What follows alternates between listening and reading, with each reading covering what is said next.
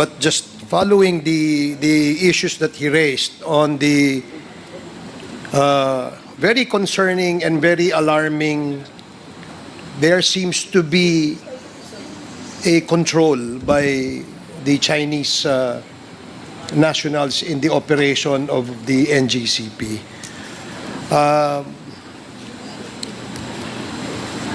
Kaya earlier, I was asking if the shareholders' agreement was submitted to the committee, because most of my questions that I'd like to propound are based on the information that is stipulated in that agreement. However, in the absence of that, I'd like to pursue the issue where in this corporation, there seems to be total and full control of the Chinese nationals. Tanong ko lang sa NGCP, no? Sa maraming pagkakataon, kapag tinatanong who controls, operates, and manage the NGCP, ang lagi pong sagot ay Pilipino. Tama po ba yan? Tama po, Your Honor. Okay.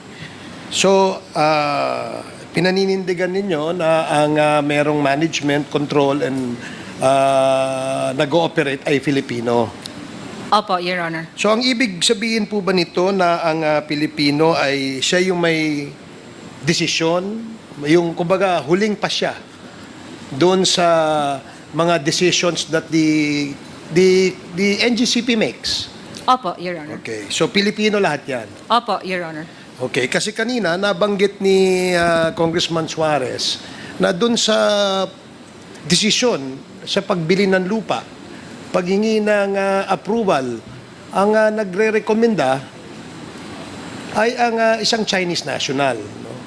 So that's the reason why I said earlier, this is very concerning and alarming. Bakit sila yung nagdidesisyon? Hindi ba dapat Pilipino ang nagdidesisyon dyan? But sabi nga, gaya nga ng sinabi mo, Pilipino ito, no? Doon sa mga nakaraang hearing, lagi po natin ini-emphasize that Filipino control in the transmission network ng Pilipinas ay napakahalaga because marami pong isyong nakaakibat dito. At ang pinaka-importanting issue dito ay yung national security. Tama po ba? Do you agree with me? I agree, Your Honor. So you agree with this representation that full control, full management of the transmission, national transmission, must be in the hands of patriotic Filipinos. Nag-agree po ako, Your Honor. Nag-agree kayo dyan. Sige. So, matanong ko lang, ano ba sa inyong pananaw ang relasyon ng transmission network sa national security, if I may be educated, Mr. Chair? Sa inyong pananaw, sa NGCP, anong relasyon nito? Anong kahalagahan? Napakahalaga po, Your Honor. Dahil katulad nga po sa mga nakakaraang House Committee on Energy hearing, si Kong Dagook talagang sinasabi niya parang basic necessity na natin ng power. Dati food, tubig, bahay, pero ngayon power. Kaya po sumasangayon ako na napakahalaga ng transmission network po. So salamat at isa kang ring patriotic Filipino na sumasang-ayon na itong transmission network ng ating bansa ay dapat nasa ilalim ng kamay ng mga Pilipino. Sa present situation and setup ng NGCP, masasabi mo ba na ang transmission network ng Pilipinas under the control and management of NGCP ay nasa ilalim ng kamay ng mga Pilipino? Walang pagsusubali, Your Honor. Sumasang-ayon ako na nasa kamay ng mga Filipino. And I presume, Mr. Chair, that that's the same opinion shared by your colleagues in the NGCP. Tama po ba? Attorney, all of you from the NGCP. Yes, Your Honor. Okay, maraming salamat dahil napakahalaga nga po nitong transmission network natin, no? At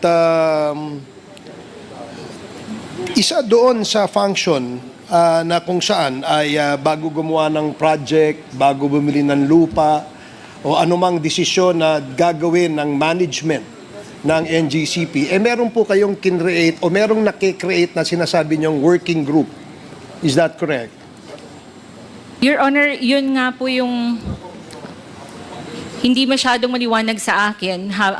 That's a matter that's not clear to me when si Congressman Luistro was the one asking question, because working group, meron po kami mga TWGs. Kunyari, nung nag-bar exams, may TWG kami. Pag may election, may TWG na nag-aano na talagang hindi mag-brown out sa mga importanteng pagkakataon na yon. Hindi po ako pamilyar, Your Honor, sa working group. Hindi po ako pamilyar, Your Honor. We have, Your Honor, like departments, roadie, right of way department. Meron po kaming mga ganon, Your Honor. Working group, wala po. Mula nang pumasok ako ng NGCP, TWG. There's no such working thing group, as working group. I'm sorry, Your Honor. There's no such thing as the working group. Is that what you're saying?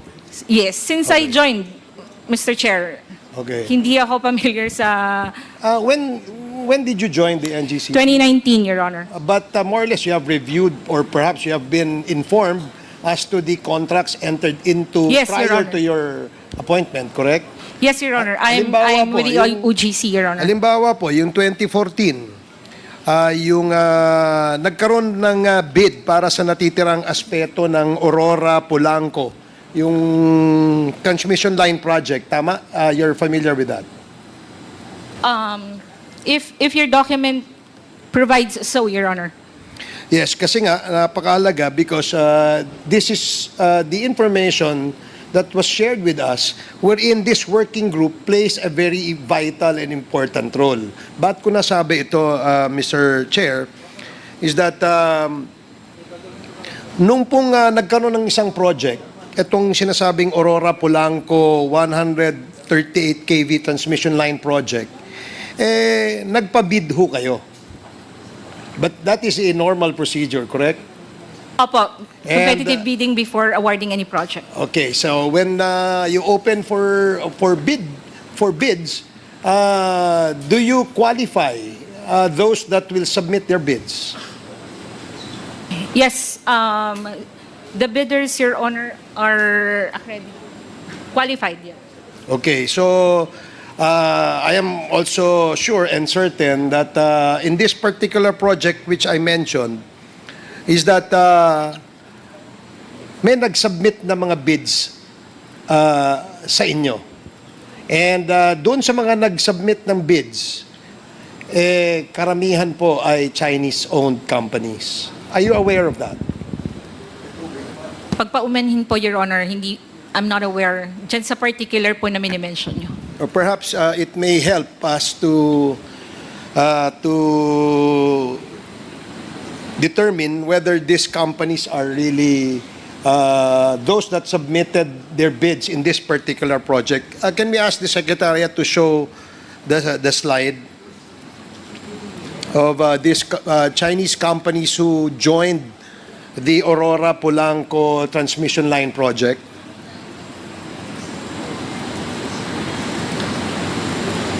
Tatlongput-anim po ang mga kumpanyang nag-submit ng kanilang bids dito. At lumalabas dito sa mga bid na ito ay mahigit kalahati ho ay puro China o Chinese-owned bidders o Chinese-owned companies. Now, bakit ko sinasabi to, no? Na ano bang importansya, no? Okay lang naman ho siguro kung mag-bid ang isang Chinese company kung wala hong bidder mula sa Pilipinas. Do you agree? Opo. Okay. So, Doon ho sa mga bids, sino ho nag-evaluate ng bids? Sino nagsasabing mananalo ito, matatalo ito, hindi nagka-qualify ito? Sino ho yan?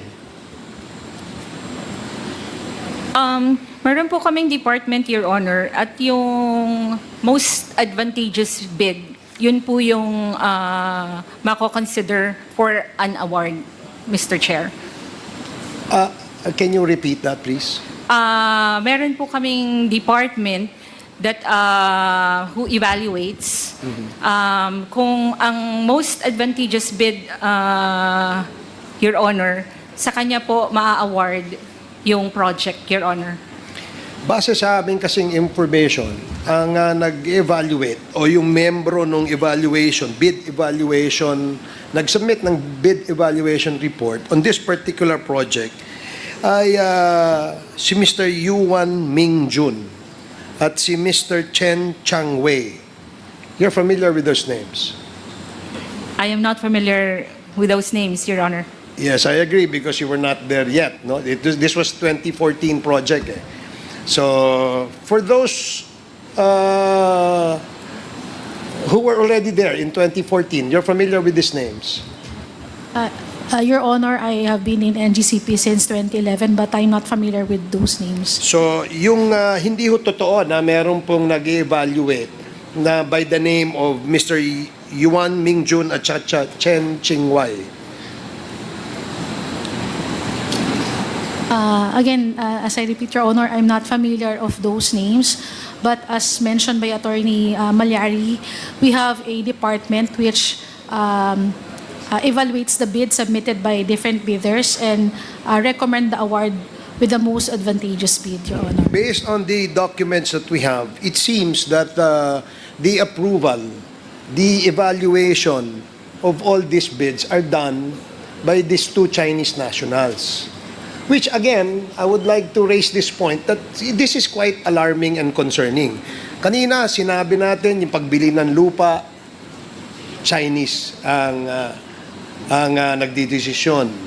Yung pag-implement ng project, Chinese ang nagdidesisyon. So again, can we ask the Secretariat to please flash on the screen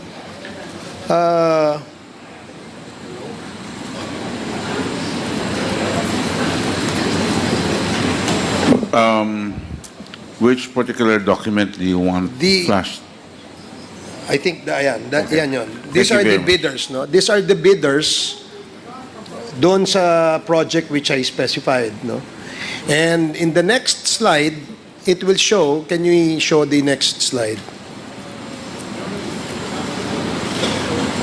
So, majority po ng mga kumpanyang ito ay China-owned corporations.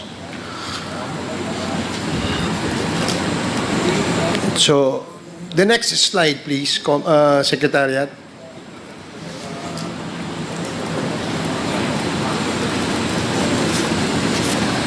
Kanina ho kasi na-raise na po ito ni Congressman Suarez. And when he raised this issue of Chinese nationals being involved in the decision-making of the NGCP, did not just raise eyebrows, so to speak, but also ito ay isang national security vulnerability sa tingin ko na yung mga importanteng desisyon ng NGCP ay nasa kamay ng mga dayuhan. So yung next slide will show what I was mentioning earlier, yung sinasabing working group wherein itong si Mr. Yuan Mingjun at saka si Chen Changwei, the chairman and the alternate chairman of the working group, no, are the ones deciding. So, ayan, yung name na Uyang, ayan, that's July 11, 2014. The so-called working group, the chairman of that is Yuan Mingjun, and the alternate chairman is Chen Changwei.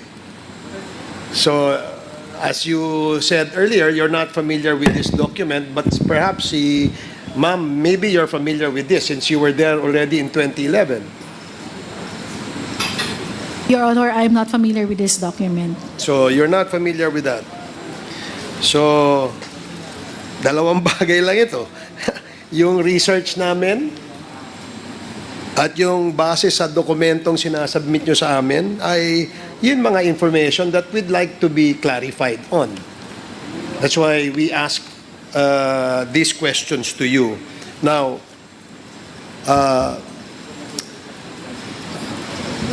earlier, tinanong natin yung systems gaya ninyo kung ano yung procedure, no, para i-shut off, i-turn on or i-turn it off yung buong power system. At sabi niya, ang in charge lang doon ay yung duty manager. If I remember it correctly, there's just one person or maybe 2 or 3 of them who are in control of the shutting down or the turning on of the system. To me, and I'm sure my colleagues will share my apprehension, na nakakatakot ito. Nakakatakot ito. And this is, again, something that we should really correct and we should look into, Mr. Chair. Now, other issues that were raised earlier by Kong Dan Fernandez were quite alarming too, no? Especially dun sa violation sa Section 8. But listening to the NGCP, definitely the first reaction is to deny, no? And to, short of saying, disagreeing with the observation of Congressman Dan Fernandez. And we respect that. It's just that we're all here para ayusin itong sistemang ito at hindi ito hindi mangyari yung kinakatakutan natin na maaari at posibleng mangyari considering that we have now an issue with China in the West Philippine Sea. I cannot imagine utility companies being managed and operated by quote-unquote the enemy. I'm sure you wouldn't want to sleep with your enemy. And majority ng ating mga kababayan na nakikinig ngayon ay nagtatanong, totoo ba na kapag halimbawa nagkaroon tayo ng alitan sa ating kapitbahay na China, isang pindot lang ba nila, mawawala na ang power sa atin? That needs to be answered. The Filipino people must be informed. They need to know kung ito ay posibleng mangyari. Pero sa sagot kanina, parang posible. Parang posible. Unless you have a better reply to that question, ma'am. Mr. Chair, nandun ako sa likod nung kausap niyo si aming Mr. Clark Agustin. Yung scenario niyo po kasi na bigay sa kanya is si terorista na sa kwarto na. But ang ano po is, bago siguro nakarating si terorista doon, kasi po yung control center namin are physically secured. And insofar as yung mga tao na mag-on at mag-off ng mga equipment, there are switching procedures which includes validation between control and substation. So, sa hypothetical scenario, it appears na hypothetically it can be done, pero sa tunay na buhay, Mr. Chair, may kalabuan. So, yan ay ginagarantiyan nyo sa ating mga kababayan? Opo. So, hindi pwede na pakialaman ng dayuhan ang control sa ating elektrisidad o power dito sa ating bansa? Opo. Sigurado kayo dyan? Opo. Okay, sige. I will not belabor that point anymore, Mr. Chair, but to give more time to my colleagues here that would like to propound questions, I am yielding the balance of my 38 seconds in my interpellation, Mr. Chair. Thank you, Mr. Chair. Very much, the Honorable